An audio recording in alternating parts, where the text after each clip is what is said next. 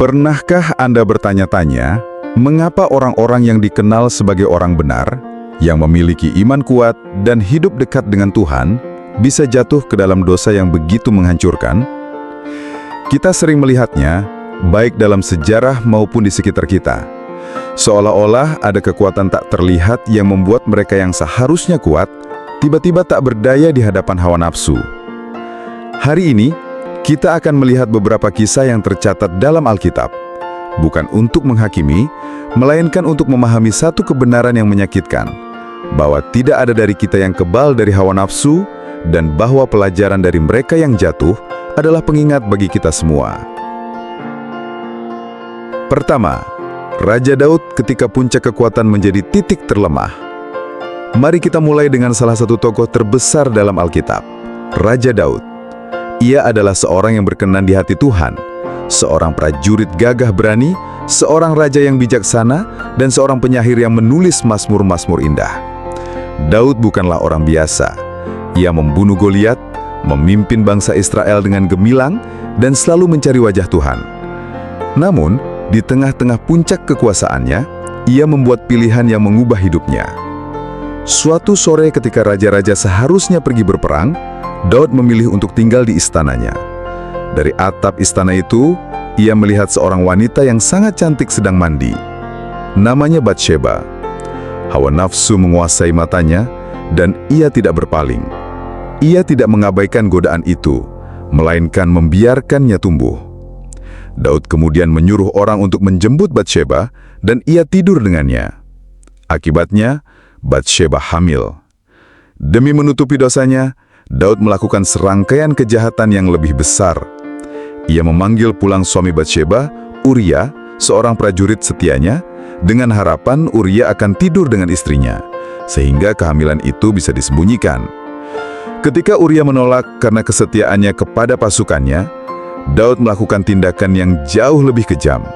Ia memerintahkan komandannya untuk menempatkan Uria di garis depan pertempuran paling sengit, sehingga Uria terbunuh. Mengapa Daud begitu dekat dengan Tuhan bisa jatuh sebegini dalam? Firman Tuhan mencatat di 2 Samuel pasal 11 ayat 2, pada suatu sore, Daud bangun dari tempat tidurnya lalu berjalan-jalan di atap istana. Dari atap itu, ia melihat seorang perempuan sedang mandi. Perempuan itu sangat elok rupanya. Kesalahan Daud bukan dimulai ketika ia tidur dengan Batsheba, tetapi ketika ia membiarkan matanya terpaku pada sesuatu yang bukan haknya.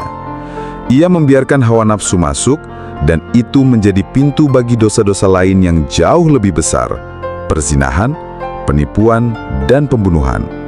Teman-teman, jika kisah Raja Daud menunjukkan kepada kita bagaimana hawa nafsu bisa mengambil alih hati seorang pahlawan, kisah selanjutnya akan membuka mata kita pada satu kebenaran yang jauh lebih besar. Hawa nafsu tidak selalu berwujud dosa seksual. Hawa nafsu bisa mengambil bentuk lain. Ia bisa berupa keinginan tak terkendali akan kekuasaan, kekayaan, popularitas atau hal-hal duniawi lainnya, yang pada akhirnya membuat kita mengesampingkan Tuhan.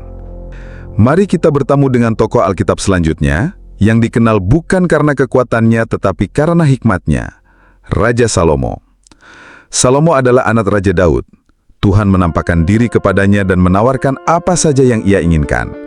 Salomo tidak meminta kekayaan atau hidup yang panjang, melainkan meminta hikmah untuk memimpin umat Tuhan. Dan Tuhan memberinya hikmah yang begitu besar, melebihi siapapun di muka bumi. Kekayaan dan kehormatan pun ditambahkan kepadanya. Salomo menjadi orang yang paling bijaksana dan paling kaya di masanya. Namun bahkan kebijaksanaan pun tidak bisa menjadi benteng yang sempurna dari hawa nafsu. Hawa nafsu Salomo bukan tentang birahi semata, melainkan tentang obsesi untuk memperluas kerajaannya dan membangun aliansi politik yang kuat. Cara yang ia pilih untuk mencapai hal itu adalah dengan menikahi perempuan-perempuan dari bangsa asing yang tidak mengenal Tuhan. 1 Raja pasal 11 ayat 1 dengan jelas mencatat, Raja Salomo mencintai banyak perempuan asing.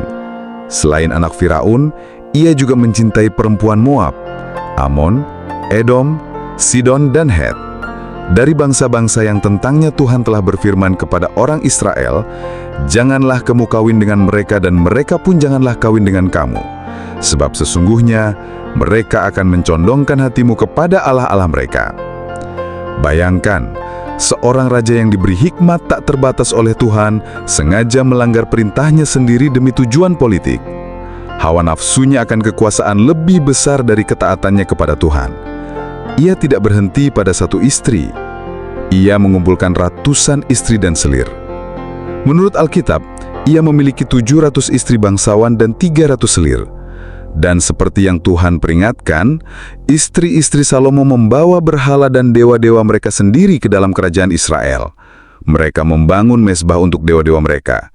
Dan Salomo, yang seharusnya bijaksana dan setia, justru membiarkannya. 1 Raja-Raja pasal 11 ayat 4 dengan gamblang berkata, "Pada waktu Salomo sudah tua, istri-istrinya mencondongkan hatinya kepada Allah-Allah lain, sehingga hatinya tidak lagi berpaut sepenuhnya kepada Tuhan, Allahnya, seperti hati Daud, ayahnya." Salomo tidak jatuh karena kurangnya pengetahuan. Ia jatuh karena kelemahan manusia yang paling mendasar, yaitu keinginan untuk mengendalikan hidupnya sendiri dan mencapai tujuannya dengan caranya sendiri, bukan cara Tuhan. Ia membiarkan hawa nafsunya akan kekuasaan dan influence menjadi gerbang bagi penyembahan berhala dan ketidaksetiaan. Pelajaran dari Salomo adalah ini: hawa nafsu tidak selalu berteriak. Ia bisa datang dengan bisikan yang lembut, dibungkus dalam bentuk ambisi, hasrat akan kesuksesan, atau keinginan untuk diakui. Ia menjanjikan Anda jalan pintas menuju apa yang Anda inginkan, tetapi pada akhirnya ia akan memisahkan Anda dari Tuhan. Kesimpulannya, kisah Salomo menunjukkan bahwa hawa nafsu itu adalah sesuatu yang jauh lebih luas dari sekedar dosa seksual.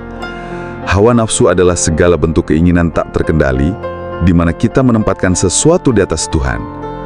Baik itu kenikmatan sesaat, kekayaan, kekuasaan, atau ketenaran. Setiap kali kita membiarkan keinginan itu menguasai hati kita, kita mulai berjalan di jalan yang berbahaya.